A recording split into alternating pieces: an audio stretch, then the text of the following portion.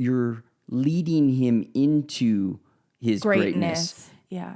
You're telling him he's going to be there. You're making that confirmation. This is where you're going. You're great. You're seeding that into him.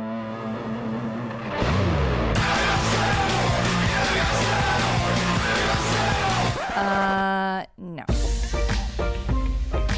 Ooh, that's better, right, babe? Yeah. She founded an architectural concrete company. He founded a $100 million clothing company. She took the world by storm as a social media star. He took the world by storm as a famous serial entrepreneur. Together we started a business. And had babies. Now we're figuring out the best ways to do both. Join us as we learn from other entrepreneurs going through the same life struggles. As they share their life hacks about success, love, kids, and everything in between. You can change your world by changing your words. Remember, death and life are in the power of the tongue. Quote by Joel Osteen. Where you speak to your children becomes their inner voice.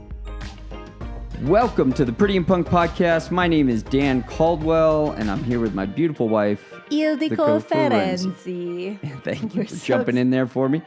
No and we have another great podcast today, and it was literally inspired this morning by the conversations we were having with our children. Mm-hmm. And it's about speaking power into your children. Right. It's so important, and we believe it's something that is one of the foundations of how we work with our children into creating them into future leaders.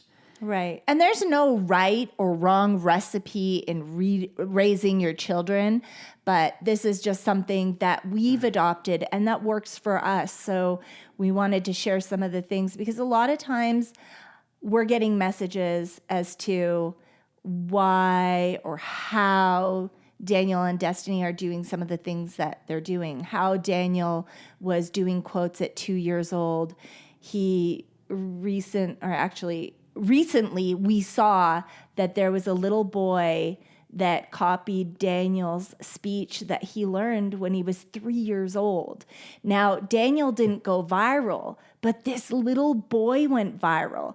And that brings me so much joy that there's another little boy out there that challenged himself the way that Daniel did. This little boy actually had the opportunity to meet Sylvester. This is Daniel's favorite, one of his favorite quotes. He knows many, but the Rocky speech. Yeah. It's very powerful. And he had a chance to get in front of Stallone. He got in front of Stallone. And deliver the speech in front of Stallone. You know, and Stallone is responding to him, which is great because it's a great really speech. And we really wanted Daniel to learn that one because there's a meaning in there. But he chose it. When we run these speeches, he knows several, but we read them to Daniel and we never force him to learn anything he doesn't want to learn because even as adults, if we're not interested in something, we're not going to apply ourselves. So when we read this to him when he was a little one, he said, I want to learn that one. And he did. And he knows it for the rest of his life. If he ever needs to use it on a speech or to inspire someone, he did it to, what was that fighter at the BKFC? He performed it to... Oh, Mike Perry. Oh, yeah. He jumped in front of Mike Perry and did the speech. Yeah, I mean, we believe in speaking power into our children. But before we jump too far into that, hey guys, we hope you're enjoying today's episode of the Pretty and Punk Podcast. And if you are, and you haven't already hit that like and subscribe button, it just takes a second. It means so much to us because it really helps the podcast get out there to more listeners like you guys. And if you know anybody it might help and you can send it to them, we really appreciate that too. We also love and appreciate your reviews. Even the babies look forward to them every day. If you share this episode on social media today, don't forget to tag us. We want to celebrate you because we know it's not easy being a parent in business, and the way that you juggle things makes you a superhero. That's worth a shout out. Together, we have a community of our personal followers as well, and we just want to put it out there. We want to show everybody that this juggle is possible, and you are our family, and we're so proud and grateful to have you a part of this family.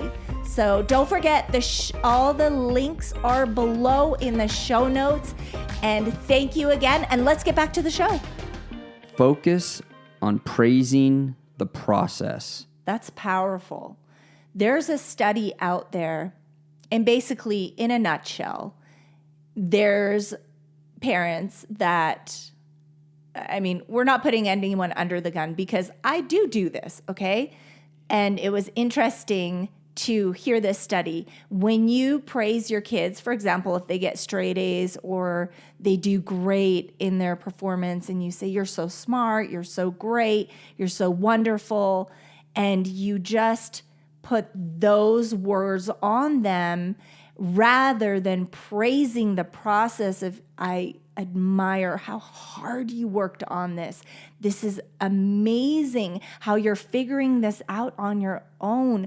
The emphasis that it goes into giving the praise of the process, I feel it gives, and this is the facts, when you praise them for being so perfect, they kind of give up on they just want to hear that they're good all the time. Well, I think part right? of it is too, is that when you praise the process, it makes them want to engage in the process more. Right. And I was just telling Daniel this morning, he got up before we did, and he does sometimes. He'll just get up, and he was doing his affirmations on his own. Yeah, his I prayers, could hear gratitude. him, and I went and I told him, I said, I love that you got up and just started doing them yourself. And he's done it before, but I wanted to remind him that the fact that he's putting in the time to do this himself, he didn't have to. He could have said that he did them. He went upstairs and we were up late working last night. And he was just sitting there on the couch with himself and his own thoughts and doing them himself. And I just wanted to let him know that I appreciate him doing that. Yeah. I appreciate him putting in the time and the effort and to do this stuff when no one's looking. And I think a lot of that comes from us praising his process so much. When he would work, we had him working with a coach when he was doing his speeches, and we still have him working with a coach here and there. But his coach, he would put in so much work when he was on stage with his coach and really give what we thought, was he's giving all of himself to doing this speech. Right. And he knew it was coming up, and he really wanted to work hard, and his coach could see it in him. And I just, we always wanted to praise the process because he was excited to go to these any trainings he would have, or anytime he'd work with his coach, or anytime we got a chance to stand up on stage and work with him, and just watching him grow in that and show and us encouraging his process and the hard work he's putting in, I think encourages him to want to do that more. That's right. And in the study, I noticed with Daniel, like just looking back, when we did that, encouraging the process, he would get better and better. Right when we thought, he can't get any better, he gets better. And I feel like that could be the frustration with children that are told that they're great and they're perfect. When they start to learn a lesson, we could call it failing, but in our family, we like to call it learning a lesson. But they feel like, listen, I'm not perfect. This isn't great. I am feeling really depressed. I'm feeling hard on myself. And emotionally, that's not healthy for them to feel that way. And if you can give them the tools and the encouragement of, listen, look at it like a game. If you make a mistake, take it as a lesson. What can we do differently next time? What can we do? Daniel makes mistakes all the time, but it just rolls off his back. He never gets upset. He never beats himself up. He's like, I did this and that, but I just kept speaking and it was fine. But next time I have to do this, that, and the other. I love when you do that with him, and I hear you do that, and I really like when you turn that back onto him and ask him the question. I think it brings the best out in our kids when we do that. Right. How can we do that better next time, Daniel? Or differently. Or Destiny? How what can do you we think the how can we outcome be will better be? at this? How can we make sure that we get this done every time? I really think it brings out the best in our kids when we do that. Mm-hmm. Yeah. But I do remember in vitro, when Daniel was in my belly and I was pregnant, I spoke the most powerful praising words over him. So, I can't agree with everything in that study, but you are great. No, I think it's a balance of it too. Right. It's those are more affirmations, right? Yeah. It's not so much, those are, you're leading him into his greatness. Yeah. You're telling him he's going to be there. You're making that confirmation. This is where you're going. You're great. You're seeding that into him. Where I think the other one is kind of like, it's like a layup. You're just telling they did great, and you're telling them you did great. Right. You're great at this. You're so good. It's almost like you're not. How when people tell you, "Oh man, you guys just were an overnight success. You guys did so, you just blew up." Yeah.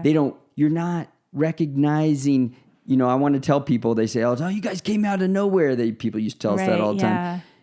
We didn't come out of nowhere. It was 10 years of no money, struggle, right, blood, sweat, and tears, real tears coming down your face, trying to figure things out. If you recognize those pieces, the behind that the scenes stuff, was worth it. Right. That I think you get more out of them. Right. You get more of that, more of the practice. Right. Right. And the process. 100%. I agree with that.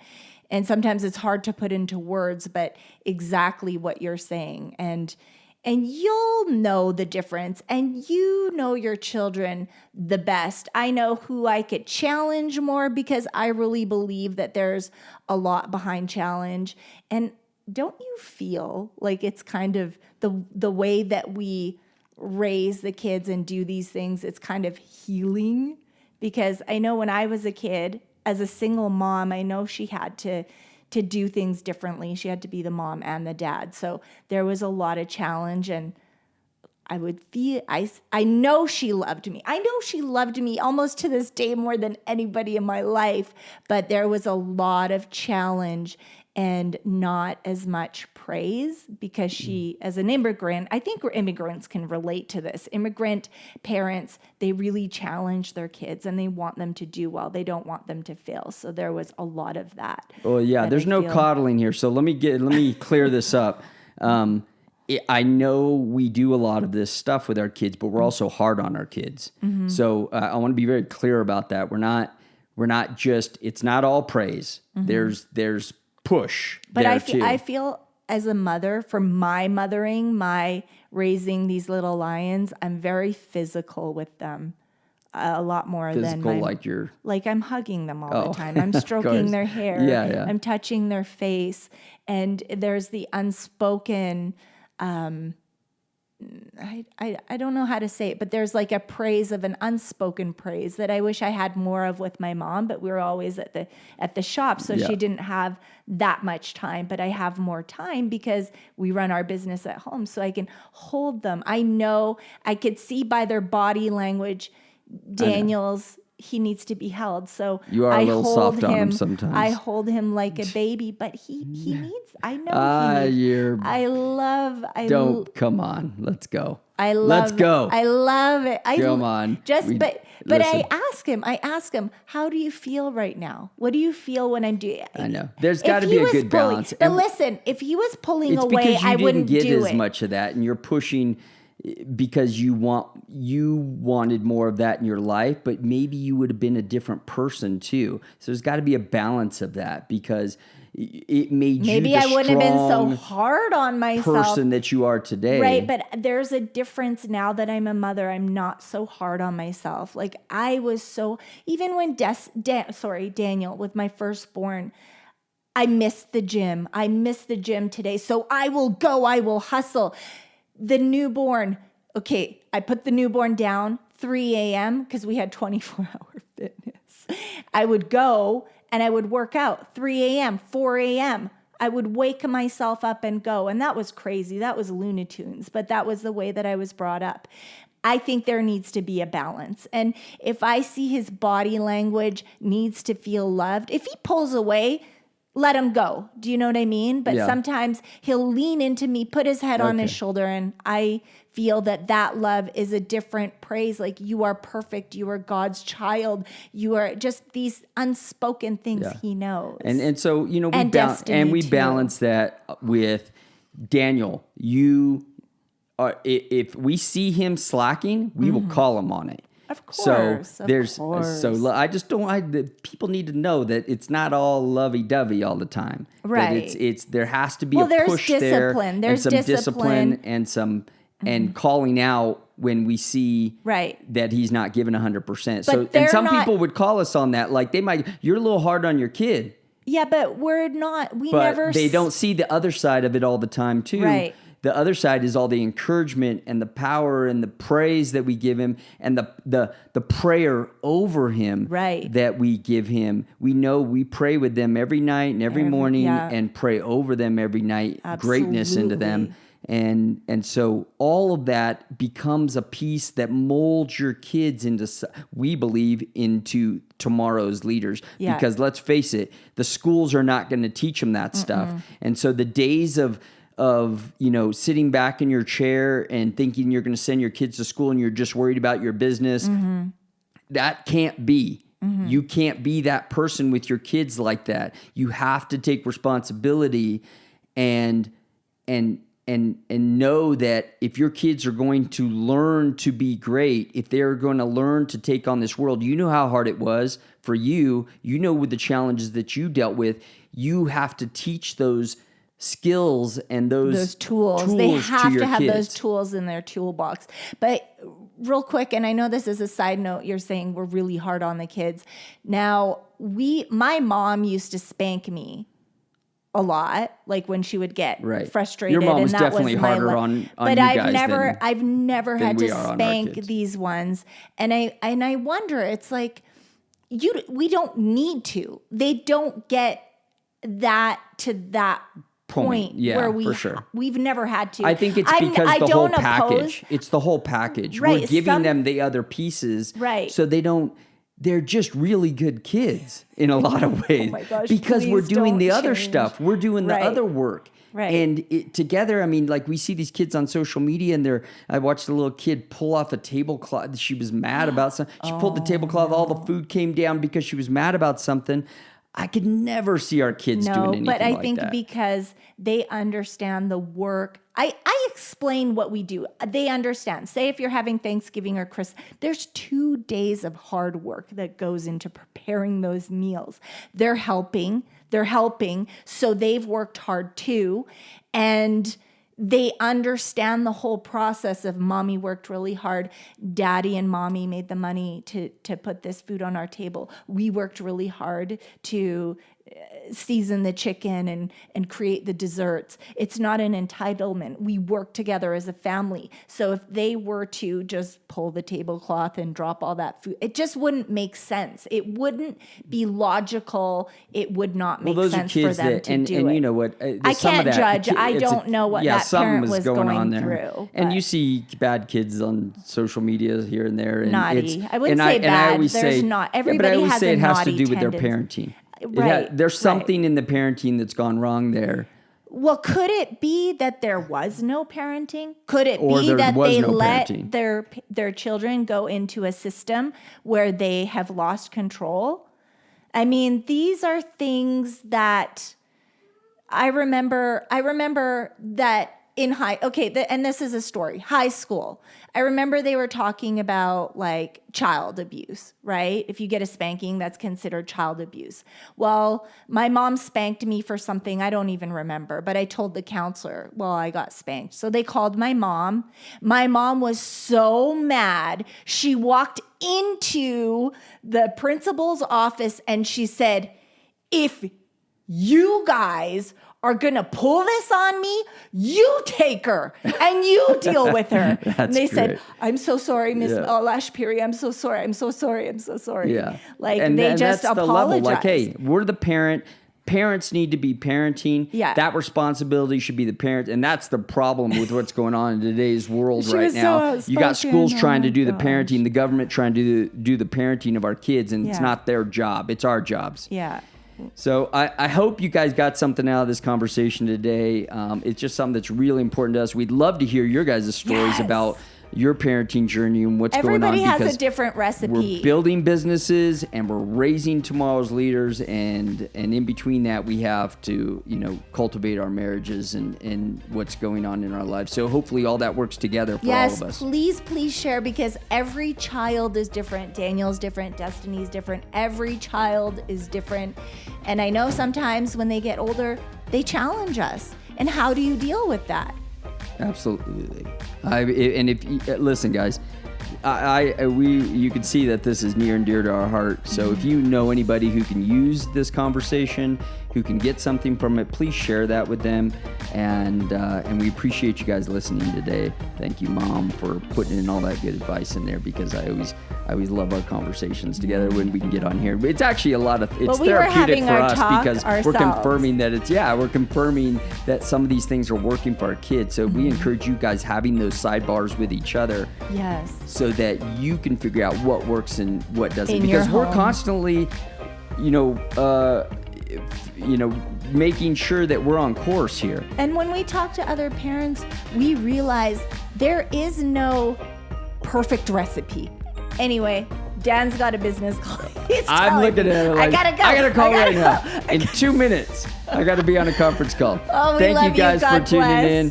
Please share this episode if you can. Like and subscribe. We appreciate all you guys listening. And we will catch you guys next week. Love you guys. Bye. Thank you for listening to this episode of the Pretty and Punk podcast. Don't forget to subscribe, and we'll see you on the next episode. God bless. Thank you for listening to the Pretty and Punk podcast. I hope that changed your life.